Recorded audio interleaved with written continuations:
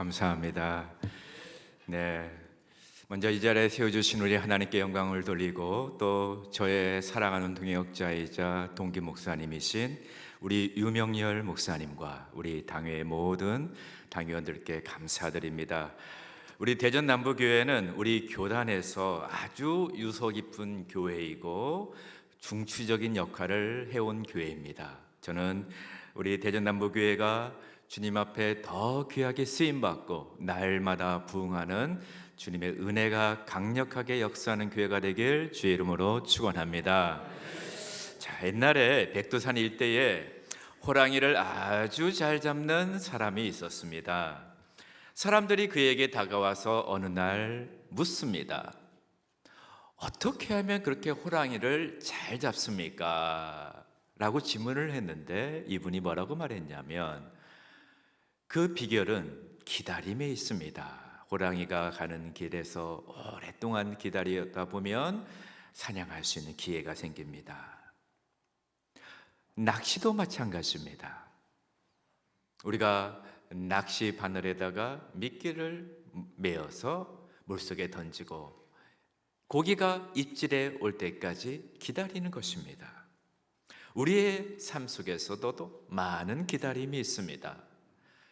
버스를 타는 지하철을 타는 곳에서 기다리기도 하고 마트에서 장을 볼 때 기다리기도 하고 또 우리에게 혼잡한 도로에서 기다리기도 합니다.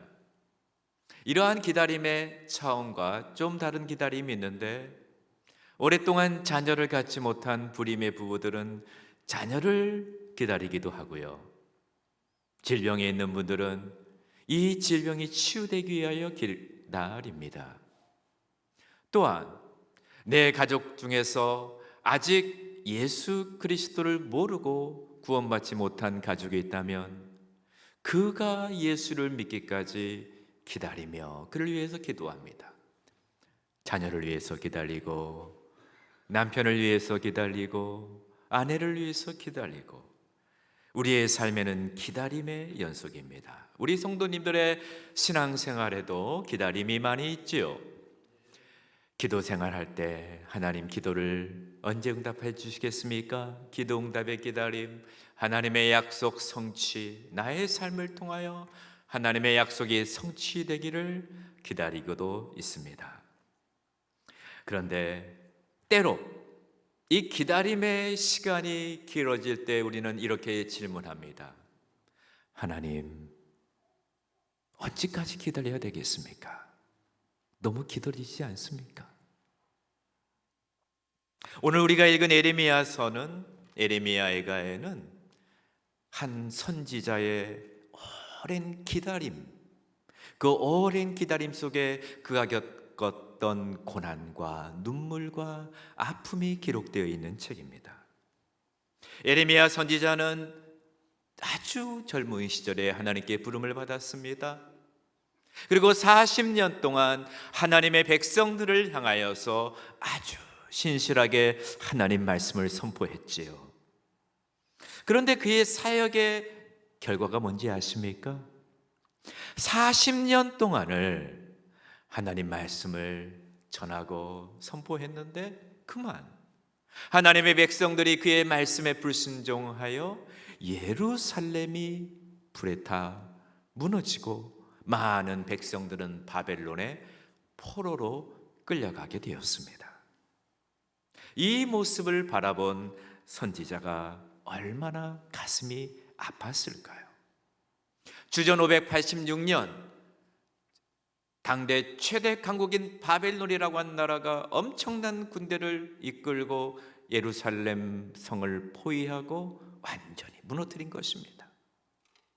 이 바벨론 성이 내려가는 모습을 에레미야는 자기의 눈으로 목도하며 이 자신의 마음에 있는 그 고통과 아픔과 절망을 쏟아냅니다. 에레미야의 그러한 고통과 슬픔을 오늘 본문 19절과 20절에서 이렇게 기록하고 있습니다. 우리 한번 읽어보도록 하겠습니다. 내 고초와 재난 곧 쑥과 담즙을 기억하소서. 내 마음이 그것을 기억하고 내가 낙심이 되오나. 아멘. 지금 예레미야 선지자는요, 마음에 낙심이 깊었습니다. 그러면서 자신의 상황을, 하나님, 나의 고초, 나의 재난, 그 다음에 쑥과 담즙을 기억하소서라고 말합니다. 쑥, 담즙. 여러분, 담즙이 뭘까요? 담즙은요, 쓸개즙을 말합니다. 저는 이 쓸개즙의 맛을 보았습니다. 제가 몇 년 전 학교에서 연구하고 가르치는데 몸이 너무나도 피곤하더라고요. 그런 저의 모습을 보시고 한 교수님이 저에게, 이 교수님, 제 방에 잠깐 들려주세요 라고 말을 하시는 거예요. 네, 알겠습니다 하고 교수님 연구실에 들렸어요. 근데 교수님께서 저에게 바카스병 조그만 걸 하나를 건네주시더라고요. 그러면서 이렇게 말씀하시는 거예요. 중국에서 한 선교사님이 오셨는데 그분이 오실 때 중국에 곰의 웅담이 쓸개거든요. 그거를 가져오셨다는 거예요. 그래가지고 바카스병에다가 이 쓸개즙을 만들어가지고 저에게 주시는 거예요. 너무 감사하더라고요. 그래가지고 이거를 아주 조그만 컵에, 아주 작은 컵에 아침 저녁으로 한번 드셔보세요 라고 하는 거예요. 그래가지고 제가 기대감에 바카스 이 뚜껑을 딱 열고 아주 조그만 잔에다가 따라가지고 마셨어요. 그걸 마셨는데요, 어찌나 쓴지 제 인생에 그렇게 쓴 음식은 처음 먹어봐요. 이거를 그래도 아무리 써도 내 건강에 도움이 되겠지라고 생각하면서 아침 저녁으로 마셨습니다. 결과가 어땠을까요? 다음 주에 감기가 걸렸어요. 효과는 모르겠어요. 근데 제가 지금 기억나는 건 뭐냐? 이야, 이 담즙, 곰의 쓸개, 이 웅담은 너무 쓰구나라는 것을 기억을 하고 있습니다.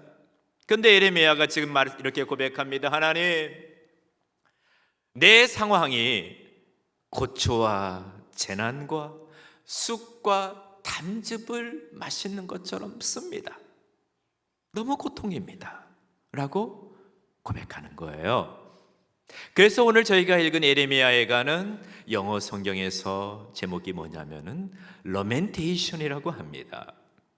이 러멘테이션은 애가, 탄식, 또 부르짖음이라고 하는 뜻이 있습니다. 그리고 이 애가 뜻에는 히브리어의 성경의 예레미야 애가의 제목이 에이카입니다. 에이카. 이게 영어로는 how라고 하는 뜻이고요, 이걸 한국말로 번역하면 어찌하여 라고 하는 뜻입니다. 하나님, 어찌하여 이 일이 일어납니까? 기가 막힙니다. 오늘날 저희가 너무나도 놀라고 낙심이 되면 기가 막히다는 표현을 하잖아요. 마치 그 말이에요.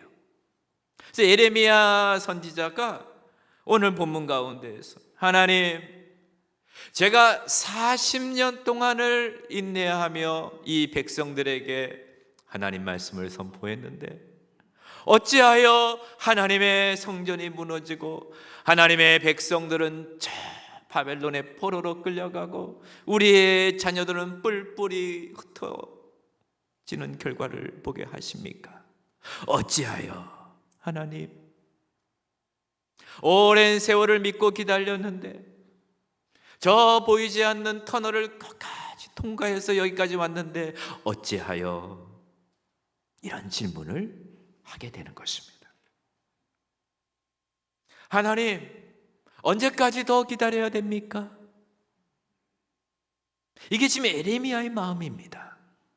근데 예레미야가 갑자기 그의 슬픔 모드를 반전으로 돌이킵니다. 갑자기 예레미야가 약간 소망을 보는 듯한 고백을 하게 되는 것이죠. 어디에서 이 고백을 하냐면요, 예레미야 3장 22절, 23절, 오늘 저희가 읽은 말씀에 이런 고백을 합니다. 우리 다 같이 이 말씀 한번 읽어볼까요? 다 같이. 자, 22절, 23절입니다. 이 다음 성경 구절입니다. 자, 네, 다시 한번 읽어보도록 하겠습니다.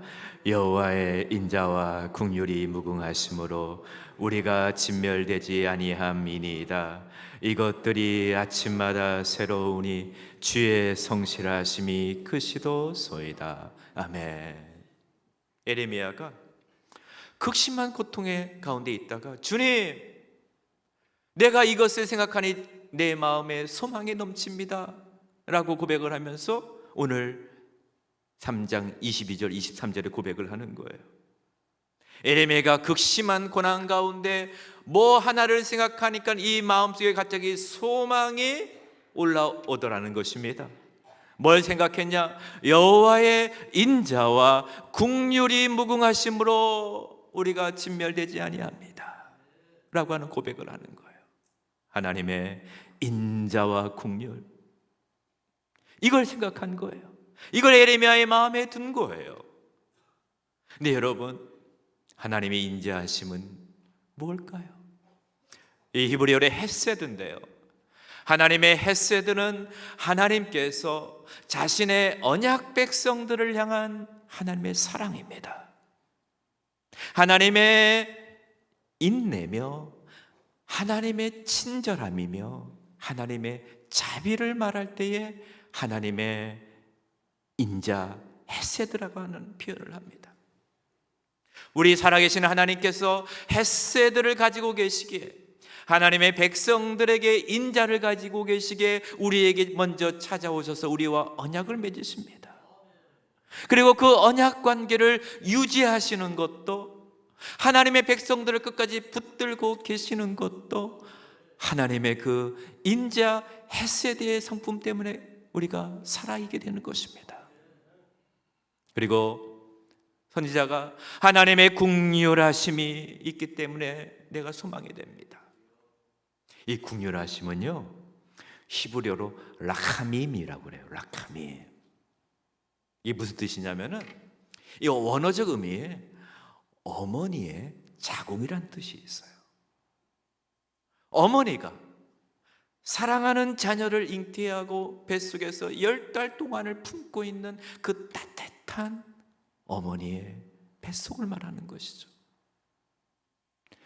예레미야 선지자가 모든 것이 무너지고 낙담되고 절망적인 상황 속에서 이거 한 가지를 마음에 기억했습니다. 하나님, 하나님의 인자와 하나님의 긍휼하심이 무궁하심으로 우리가 영원히 진멸되지 아니할 것입니다. 그런데 하나님의 인자와 이 긍휼하심이 아침마다 새롭게 나에게 다가오고 있습니다. 이걸 고백하는 것입니다. 사랑하는 성도님들, 예레미야가 국가적 재난 속에서, 극심한 고난 속에서 소망을 발견할 수 있었던 이유는 오직 하나님, 우리에게 인자와 긍휼과 사랑을 베풀어 주시는 그 하나님 안의 소망을 발견했기 때문에 그렇습니다. 그러므로 우리는 고난과 환난 가운데 한 줄기의 소망과 한 줄기 빛으로 나에게 다가오시는 하나님의 신실하심을 생각하시길 주의 이름으로 축원합니다. 여러분, 우리 찬송가에 저희가 읽은 예레미야 3장 22절과 23절의 말씀을 가지고 찬송가가 기록되어 있습니다. 393장에 오 신실하신 주라고 하는 찬양이에요. 찬송가예요. 이 찬송가가 만들어진 배경이 이렇습니다. 오바디아 치솜이라고 하는 목사님이 계시는데요, 이분은 미국 켄터키의 프랭클린의 한 가난한 농가에서 태어났습니다. 너무나도 가난했기 때문에 공부를 할 수가 없었어요. 그래서 이분이 혼자 태어나서 독학으로 공부를 했어요.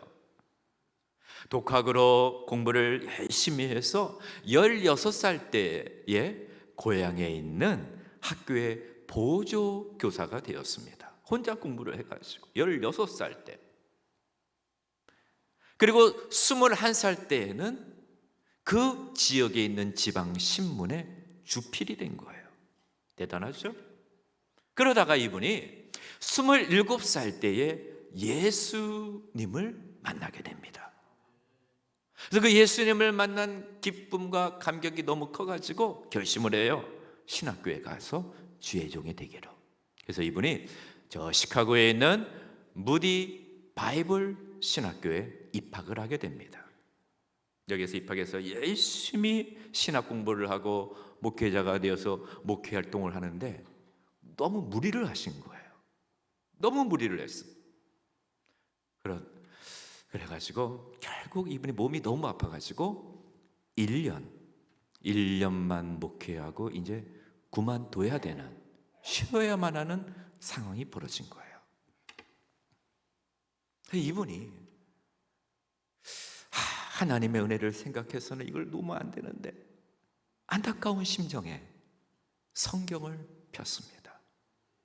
그리고 성경을 창세기에서부터 요한계시록까지 쭉 읽어 내려갔어요. 제가 보니까는 우리 대전 남부교회는 이 성경을 많이 읽고 묵상하고 공부하고 암송하더라고요. 아주 훌륭합니다. 이 오바댜 치숑 목사님이 성경을 펴서 읽어 내려가는데 에레미야가 3장 22절 23절 오늘 읽은 말씀이 눈에 확 들어오는 거예요. 여호와의 인자와 국률이 무궁하심으로 우리가 진멸되지 아니함이니이다. 이것들이 아침마다 새로우니 주의 성실이 크시도소이다. 이게 마음에 확 꽂히는 거예요.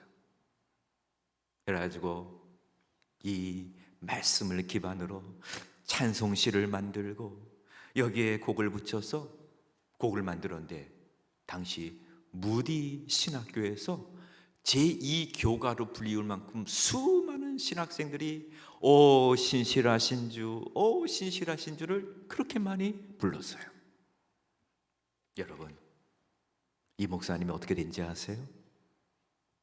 1년의 사형 선고를 받았는데 이분이요 극심한 고난 가운데에서 하나님의 자비와 긍휼을 바라보고 계속 찬양하고 하나님의 인자하심, 하나님의 긍휼하심을 계속 바라보고 찬송시를 썼어요. 그러니까요 하나님이 이분에게 기적을 주셔가지고 찬송시를 지을 때마다 건강 주시고 찬송을 짓고 하나님의 인자와 긍휼을 바라볼 때마다 건강을 주셔가지고 자그만치 94세까지 사신 거예요.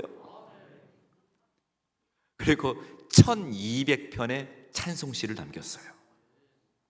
사랑하는 성도님들, 삶의 고난 가운데 기억하시길 바랍니다. 하나님의 인자와 긍휼은 무궁하시고 우리에게 날마다 새롭게 다가오시는 그 하나님을 기억하시길 바랍니다. 그 하나님이 이 예레미야에게 확 꽂혔어요. 그러면서 예레미야가 이런 고백을 합니다. 24절입니다. 24절에 예레미야가 고백을 하는데요, 우리 다 같이 한번 해보겠습니다. 내 심령에 이르기를 여호와는 나의 기업이시니 그러므로 내가 그를 바라리라 하도다. 아멘. 예레미야가 하나님의 자비와 긍휼을 깨닫고 난 다음에 하나님, 나의 모든 삶의 터전이 불에 탔습니다. 예루살렘 성전도 불에 탔습니다. 내 자녀들은 뿔뿔이 흩어졌습니다. 이스라엘의 자녀들은 뿔뿔이 흩어졌습니다. 하나님, 그러나 하나님은 나의 기업이십니다. 이 고백을 하는 거예요. 하나님은 나의 기업이십니다. 그러면서 하나님, 내가 그 하나님을 바라보겠습니다. 내가 그 하나님만을 바라보겠습니다라고 고백을 하는데, 여러분, 이 하나님을 바라보라, 하나님을 바라리다라고 하는 것의 히브리어 원어가 야할이라고 하는데, 이 야할이라고 하는 뜻이 뭐냐? 내가 하나님을 기다리라라는 것이에요. 하나님을 기다리겠습니다라는 뜻이에요. 하나님을 기다리겠습니다. 여기에요, 우리가 기억할 것이 하나가 있어요. 우리의 하나님은 자비롭고 긍휼하시고 헤세드의 하나님이신데, 우리의 현실은 힘들어요. 마치 에레미야처럼. 우리 성도님들 지난 3년 동안 이 코로나의 터널을 뚫고 오지 않으셨어요? 쉽지 않았어요. 하나님의 인자와 자비와 긍휼은 무궁한데 지금 현실은 너무 힘든 거예요. 그래서 인자와 자비와 나의 현실 사이에는 뭐가 있냐? 간격이 있어요. 갭이 있다는 것이에요.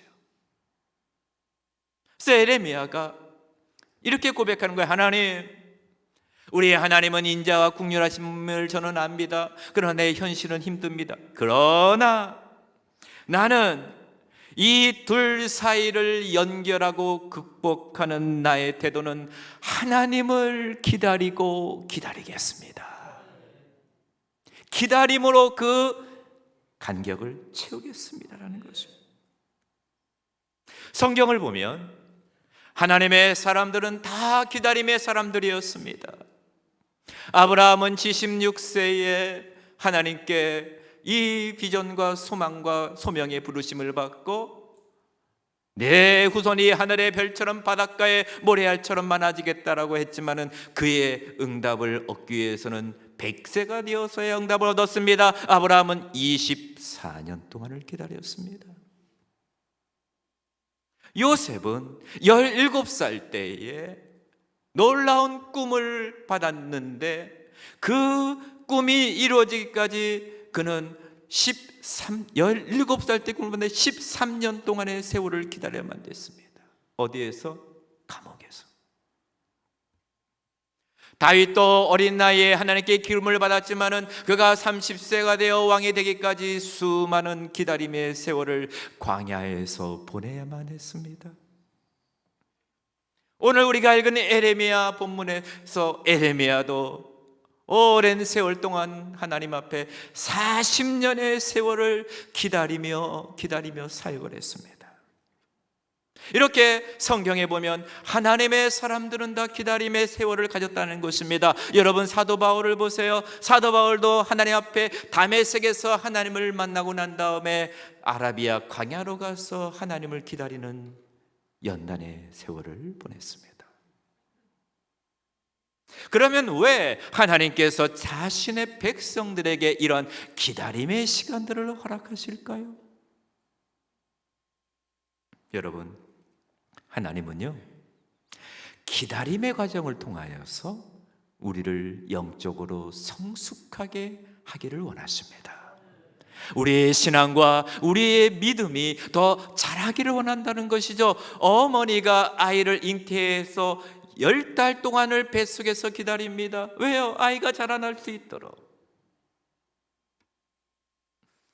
여러분, 기다림의 기간 동안에 우리의 믿음의 뿌리를 예수 그리스도에게 깊이 믿음의 뿌리를 내리는 시간이에요.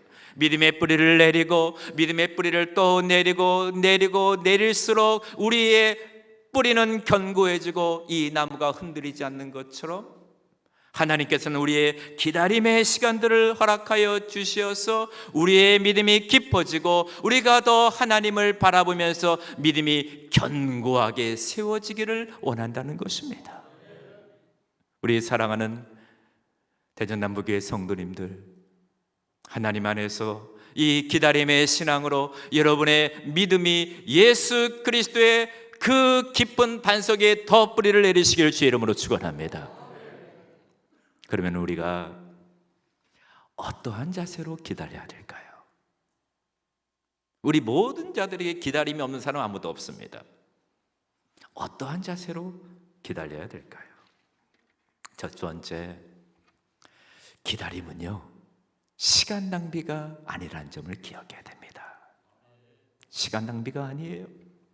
자, 오늘 본문 25절과 26절 말씀에 이렇게 기록하고 있습니다. 우리 다 같이 한번 읽어보겠습니다. 기다리는 자들에게나 구하는 영혼들에게 여호와는 선하시도다. 사람이 여호와의 구원을 바라고 잠잠히 기다림이 좋도다. 아멘. 우리 하나님은요, 기다리는 자에게 우리 하나님은 선하시다는 거예요. 사람이 여호와의 구원을 바라고 잠잠히 기다림이 좋도다라고 말씀합니다. 여러분, 여기서 좋도다라가요 히브리어로 토브인데, 이게 어디에서 사용되냐면은 하나님께서 창세기 1장에 천지 창조를 하실 때에 첫째 날 창조하시고 하나님 보시기에 어떻더라? 좋았더라. 둘째 날 창조하시고 하나님 보시기에 어떻더라? 좋았더라. 그 말씀이에요. 하나님께서 자신의 백성들을 바라보시면서 자신의 백성들이 믿음으로 우리 하나님을 기다리는 모습을 바라보시면서 우리 하나님 어떤 마음을 가지시는지 아세요? 자, 귀하다, 귀하다, 아름답다, 좋다. 왜요? 이 기다림의 과정들을 통하여서 우리를 아름답게 만들어 가시는 과정이기 때문에 좋다. 그래, 더 나를 바라봐라. 사랑하는 성도님들, 기다림의 시간은요, 하나님이 우리의 인생을, 나의 믿음을, 또 나의 하나님을 향한 사랑을 최고의 아름다운 걸작품으로 만들어가는 과정인 줄을 믿습니다. 두 번째, 우리가 어떻게 기다려야 될까요? 겸손하게 소망을 가지고 기다려야 됩니다. 소망. 아까 제가 그랬죠. 기다리다라고 하는 것이 히브리어로 야할이라고. 그런데 이 야할에는 wait, 기다리다라고 하는 뜻뿐만 아니라 소망을 품다라고 하는 단어가 있어요. 소망을 품다. 이 두 가지가 이중적으로 이 단어 안에는 숨어 있는 것이죠. 우리가 하나님의 은혜 안에서 기다릴 때 자칫 실수하기 쉬운 게 가끔은 내 생각이 부정적으로 변하는 것이죠. 하나님 언제죠? 이게 될까요, 하나님? 그런데 오늘 말씀에 여러분, 소망을 품고 기다리라는 것이요. 왜요? 우리의 하나님은 살아계신 하나님이고 우리를 향한 하나님의 인자와 자비는 영원하며 하나님의 그 사랑은 날마다 우리에게 새롭게 다가오기 때문에, 그리고 그 하나님은 살아계신 하나님이기 때문에 우리는 소망을 품고 기다려야 될 줄을 믿습니다. 살아계신 하나님. 저는 우리 유명열 목사님께서 우리 대전 남북에서 30년을 목회하시다는 소리를 듣고 깜짝 놀랐어요. 아마 우리 교단에서 10손가락 안에 들어가실 겁니다. 야, 어떻게 30년의 세월을 한 자리에서 이렇게 목회하시면서 기다릴 수 있을까? 그 안에는 하나님을 향한 기다림이 있었고, 또한 우리 성도님들도 진짜 훌륭하세요. 기다리면서, 같이 기다리면서 가는 거예요. 얼마나 멋있습니까? 그래서 제가 이번 주에 하나님 어떤 말씀을 전해야 됩니까? 이 기도를 하는데 주님이 이 대전 남부교회 안에 절역에 대해서 내 마음에 감동을 주시더라고요. 이 교회는 정말, 대전 남부교회는 온 성도들이 은근하게 끈기를 가지고 하나님을 기다리는 그런 믿음이 있는 것 같더라고요. 아멘? 그러니까요, 여러분, 우리 대전 남부교회는 우리나라의 대전 중심이잖아요. 우리 교단에서도 오랫동안 중심적인 역할을 했잖아요. 우리 사랑하는 성도님들 한 사람 한 사람이 하나님을 기다리는 인내와 그 믿음과 기다림의 신앙으로 견고하게 세워져서 중심을 딱 잡고 하나님만 기다려서 하나님의 놀라운 은혜와 축복을 받으시길 주의 이름으로 축원합니다. 더 크게 쓰임 받으시길 바랍니다. 이런 저력이 있더라고요. 맞죠, 목사님? 제 마음에 온 감동이에요. 그리고요, 우리가 어떻게 기다려야 되냐면은 마지막으로 기도하면서 기다려야 돼요. 기도하면서 하나님께 집중하며 기다리셔야 돼요. 기도하면서. 자, 우리 시편 40편 1절과 2절 말씀에 우리 이렇게 기록되어 있는데 우리 다 같이 한번 한 목소리를 읽어보도록 하겠습니다. 내가 여호와를 기다리고 기다렸더니 귀를 기울이사 나의 부르짖음을 들으셨도다. 나를 기가 막힐 웅덩이와 수렁에서 끌어올리시고 내 발을 반석 위에 두사 내 걸음을 견고하게 하셨도다. 아멘. 다윗이 이렇게 고백합니다. 내가 하나님을 기다리고 기다렸더니, 내가 어떻게 기다렸냐? 하나님께서 귀를 기울이사 나의 부르짖음에 귀를 기울였다. 여러분, 하나님을 기다리실 때요, 우리 하나님 살아계신 분이시거든요. 우리 하나님은요, 자신을 기다리는 자를 결코 실망시키지 않으세요. 하나님은 좋으신 분이세요. 근데 하나님을 기다릴 때 우리가 어떻게 기다려야 되냐면은 기도하면서, 하나님. 근데 기도하러 나갈 때 어떤 자세로 나가야 되냐? 하나님 신실하십니다. 우리 하나님은 한 번도 나를 실망시킨 적이 없는 신실하신 분이십니다. 그러므로 하나님, 내 그 하나님을 향하여 부르짖으며 나아가겠습니다. 기도하겠습니다. 제가 신대원 3학년 때, 저는요 신대원 1학년 때부터 3학년 때까지 계속 마음에 뭔가 모르는 기다림이 있었어요. 거기에는, 기다림 가운데에는 그 어느 사람도 나는 확신 가지고 기다리는 그런 사람 하나도 없어요. 늘 기다림의 태도에는 두려움도 좀 섞여 있어요. 두려움 반 소망 반. 이게 인간의 현실이에요. 실존이에요. 저도 그랬거든요. 제가 지금 가르치는, 저는 주님 3학년 전도사님들을 가르치는데 많은 전도사님들이 3학년 2학기 수업에 들어가면 약간 처져 있어. 왜요? 이제 졸업을 해야 되거든. 하나님 어디로 가야 될까요? 하나님 어디서 쓰임 받을까요? 다 두려워해요. 저도 그런 시간이 있었어요. 지금부터 약 25년 전이었죠. 얼마 전에 제 종기 목사님 모임을 가졌는데 그때 모일 때 그 생각이 번쩍 들더라고. 내가 25년 전에 어땠지? 신대원 3학년 때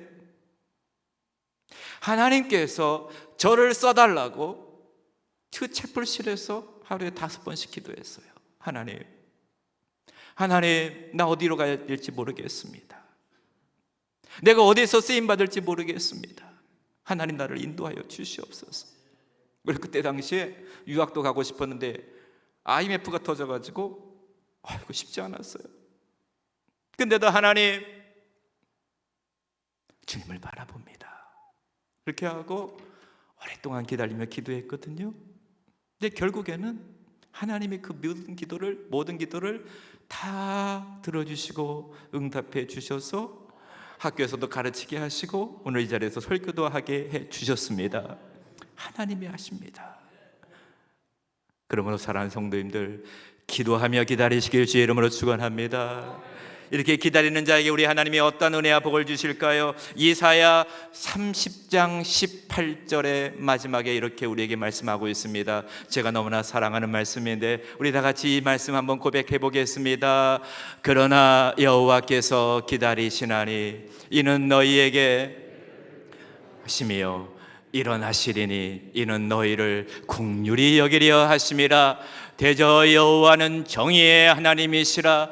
그를 기다리는 자마다 복이 있도다. 아멘. 여호와께서 기다리시나니 우리만 기다리는 것이 아닙니다. 하나님도 우리를 기다리고 계십니다. 하나님이 우리의 기도가 차기까지 기다리십니다. 하나님께서 하나님의 백성들이 하나님의 거룩한 형상을 닮아가기까지 기다리십니다. 하나님께서 우리의 믿음이 정말 장성한 분량에 충만한 데까지 나아가길 기다리십니다. 우리 하나님도 우리를 기다리십니다. 우리도 하나님을 기다리십시다. 그리하면 하나님의 때와 그리고 내가 하나님을 기다리는 때가 만나서 기적의 역사가 일어날 줄을 믿습니다. 그 기다리시는 하나님, 은혜를 베풀어 주시는 하나님, 그 하나님께서 우리 대전 남부 교회 위에 기다리는 자에게 주시는 그러한 축복과 그러한 은혜와 그러한 기적이 나타나길 주의 이름으로 축원합니다. 때로는 우리가 겨울 내내 움츠린 땅에서 새로운 싹이 나와 아름다운 꽃이 피어나듯이 우리가 소망을 가지고 하나님을 기다릴 때에 우리 대전 남부교회가 이 교단과 이 시대와 이 민족 앞에 하나님 앞에 은혜를 입어 복음의 빛을 발하는 교회가 될 줄을 믿습니다. 기도하시겠습니다. 하나님 아버지 감사합니다. 우리에게 변함없는 은혜와 사랑과 긍휼하심으로 다가오시는 하나님, 우리의 삶의 현실이 비록 고난의 터널을 통과한다 할지라도 우리 살아계신 하나님을 기다리는 믿음, 그 기다림의 자세로 우리 하나님께 기도하며 소망을 품고 나아갈 수 있도록 도와주시옵소서. 우리 대전 남부교회 모든 성도님들 이 기다림의 신앙으로 우리 주 예수 그리스도의 재림을 기다리며 그날을 바라보며 인내와 믿음으로 살아갈 수 있도록 도와주시옵소서. 감사하며 예수님의 이름으로 기도하옵나이다. 아멘.